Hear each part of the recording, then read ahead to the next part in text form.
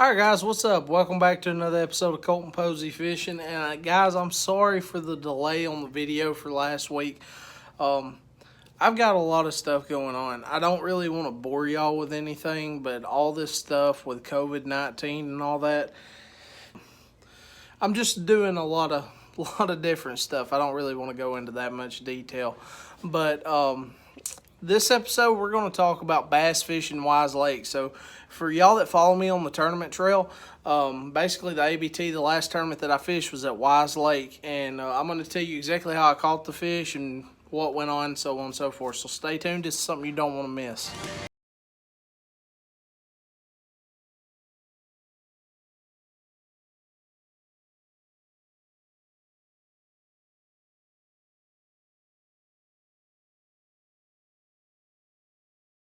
Now, we're talking about Weiss Lake, and what I was fishing during that time was it was post-spawn scenario. So most of the fish had already spawned. They're kind of recovering and waiting to move back out to the main river channel, which a lot of them was out on the main river channel. There's a lot of guys that found a lot of good fish on the main river channel, but I had a completely other pattern going on.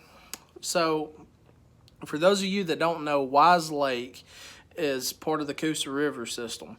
It is a very, very, very shallow lake. You really, I mean, Navionics, Lake Master, all that stuff, it's great, but you really got to pay attention on Weiss Lake, or you will get messed up. Use your brain, use common sense, pay attention to what's going on around you and stuff, and you'll be all right. But it's a shallow lake.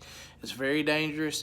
Lake Master and Navionics, I've run both. They're very, very similar on that lake, but there's a lot of stuff that changes in a river system because of current and so on and so forth.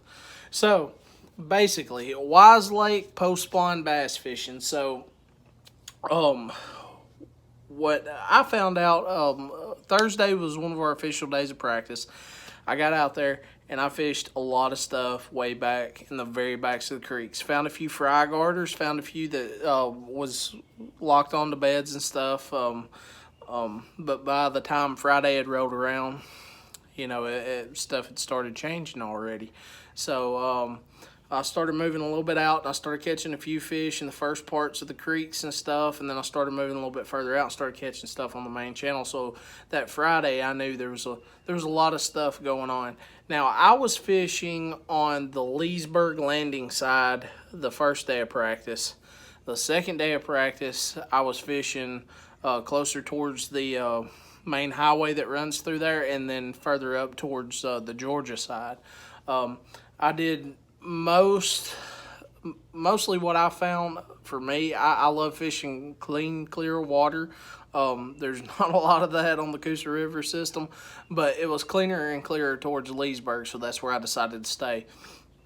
So basically Saturday morning of the tournament, we blasted off and I got to my first spot and I made probably 3 casts and I caught one. I was using just a spook, and a solid white spook with a feather tail on it, just walking it over a sand flat, and bam, got one in the boat. It was small. I mean, super small. It was like maybe 8 or 9 inches. It was a small fish. Threw it back, fished around for about 20 more minutes. Didn't really get nothing. Didn't see any activity happen. There was a few anglers ahead of me. Didn't see anything moving up that way. They were really close to the bank and stuff too, so I figured they were looking for a few bedding fish. Never saw them stop, so I just abandoned what I was doing and went somewhere else. So basically we launched out of the Leesburg landing, the bottleneck, going out towards the main Coosa River channel of Weiss Lake. There's a point on my right that comes out at the end of that bottleneck. So I stopped there and I'm like, okay, well, I didn't even fish it during practice, but I knew, I was like, hey, it's a point on the end of the bottleneck. There's got to be a few fish there, right? So I stop in and I was throwing a Texas rig. And the setup, I've got this rigged up something different. I've been doing all kinds of stuff.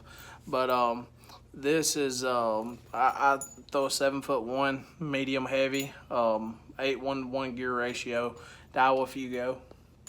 I just had it Texas rig with a 4/0 super line Gamakatsu, or not super line, I'm sorry, super deep throat Gamakatsu EWG hook. And I had that thing Texas rig, and I would just let it hit bottom, and I was just slow rolling it, ticking them rocks and stuff. And one thumped it, set the hook, get it to the boat. It's about 1.5 pound, 2 pound fish. I was like, okay, that's nice. Well, I get it up to the boat, go to net it, it jumps off. Now, this is within the first, hour of the tournament. I'm like, okay, no big deal. I got, 9 hours left. So, I make a few more casts and stuff, doesn't really get bit. Nothing's really turning on. But I knew if you catch one spot in an area, there's more spotted bass around. But, anyways, I figured they hadn't just turned on yet, and I wasn't going to sit there and try to finesse them into biting. So I just went ahead and moved. Still early. I knew there'd be a lot of active fish. So,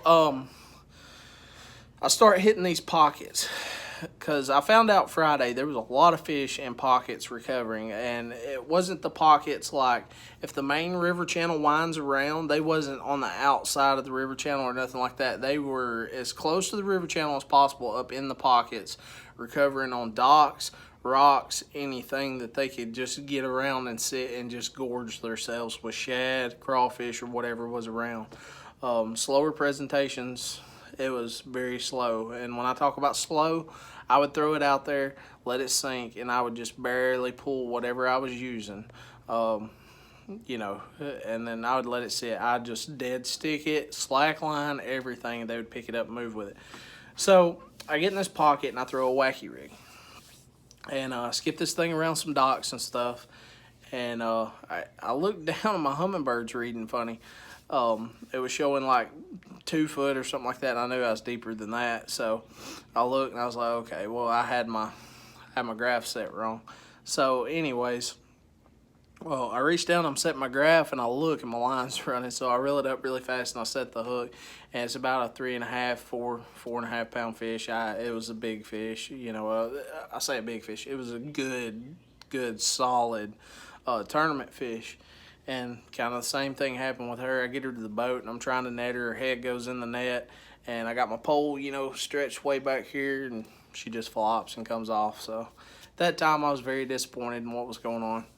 And because, during practice, I couldn't shake off a fish that would get it, and they just wouldn't let it go. But, you put a hook on it, tournament day, everything's going to go wrong. But anyways, I start fishing these pockets and stuff, and I get bit a lot. And by this time, the main things that I was getting bit on, I was skipping a wacky rig under docks, and I like, and a lot of people like a medium action, but I was throwing a medium heavy spinning rod.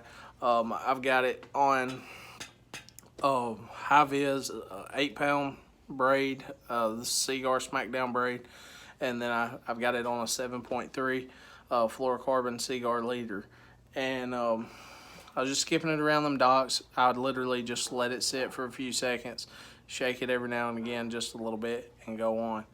So, so basically the next pattern that I had going on, I was throwing the water was pretty stained. I was throwing a War Eagle spinnerbait with the red kicker blade. This is a River Rat series. This is the solid gold. The wire and everything is solid gold. And it's just had that red kicker blade that stood out. And I would throw it out there on the edge of grass, and you're crawling it back to the boat, and they're hitting it, that way. It's not a burn through action or nothing like that. It was a very, very slow bite. Now, the last thing that I used to get a big majority of my bites, during tournament day, I really didn't get bit that much off of it, but during practice, it played a big key. This is just a black and blue football head G-Money jig. It's got the vertical line tie, the whole 9 yards. This is the finesse version that you would get off like Tackle Warehouse and stuff. And I was teaming it up with Berkeley Power Baits crawl chunk. And it's their crawl, but I just cut it a little bit and I use it as a crawl chunk. Y'all get what I'm saying. Y'all smell what I'm stepping in. So the black and blue jig, it seemed like everything darker color worked very, very well. It didn't really matter what it was. Blue played a big part. They really didn't want nothing flashy. But the biggest thing that played a factor, what I hung up 90% of my fish off of on tournament day. Guys, I hung up like Oh boy, it makes me sick to say it. I hung up about 14 pounds worth of fish, and I get halfway through the tournament, and I had most of them fish come out. And my Minn Kota trolling motor up there has got an Allen head bolt that holds the shaft of the trolling motor up to the base or whatever. But I dropped my trolling motor, and I seen that bolt laying on the front deck of my boat, and I'm like, what in the world does that go to? I pick it up and I throw it in the cup holder, and hit the button on my trolling motor. My trolling motor starts going crazy. It's like one of Bill Dance bloopers. But it was just a very, very rough and disappointing tournament. It was one of the rougher tournaments I've had. It's just this year it just seems like stuff just keeps happening, but it is what it is. I'll get through it. But anyways, the major factor for the tournament for me, what I caught 90% of my fish on, was the old Zoom ribbon tail June bug worm. And I was just Texas rigging this thing. I had the weight peg, 1/4 ounce, 4-aught Gamakatsu EWG super deep throat hook.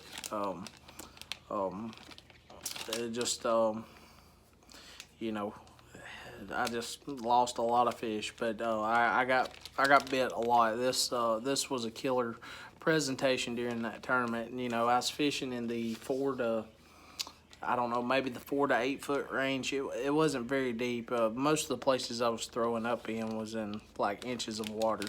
So guys, my setup, what I forgot to tell you, my setup for the for my jigs, 7'3" Ducket Triad. I like the Triad just because of the micro guides, especially with the jig. As long as I'm not throwing up into heavy cover and stuff like that, I can just pinpoint my cast. I'm throwing at this on a Daiwa CG80. This is a 7.5 to 1 gear ratio. I like a little bit higher speed, so I can take up a lot of line real quick, especially the way they was hitting it. They were hitting it and dragging it and everything else. But guys, that was my experience on the Coosa River system. That's how I caught all my fish. I know a lot of guys were out on ledges and stuff like that, or even a real big open flats on the main river. They were finding groups of fish that had already moved out and was by themselves. And in my opinion, that's the way I thought the tournament would have been won. That might have been the way the tournament was won. I haven't even checked yet. I've been super busy, but I just wanted to get y'all some content and get you, tell you kind of what I was doing during the tournament and stuff. Maybe you guys that watch me that fish Weiss Lake a lot, maybe that'll give you kind of an idea. But most of my fish come off of docks and secondary points and stuff like that. A lot of flats. The flats that seem more productive to me is the ones that had sand on it. With a few rock, they would be isolated around the rocks and stuff.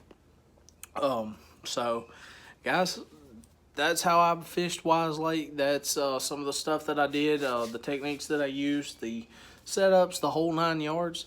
So guys, I appreciate you watching. Don't forget to like and subscribe for more content. If you feel like what I'm telling you is valuable, hit that subscribe button. It would help me a lot. I really appreciate it. I appreciate all the support. I'll see you next time.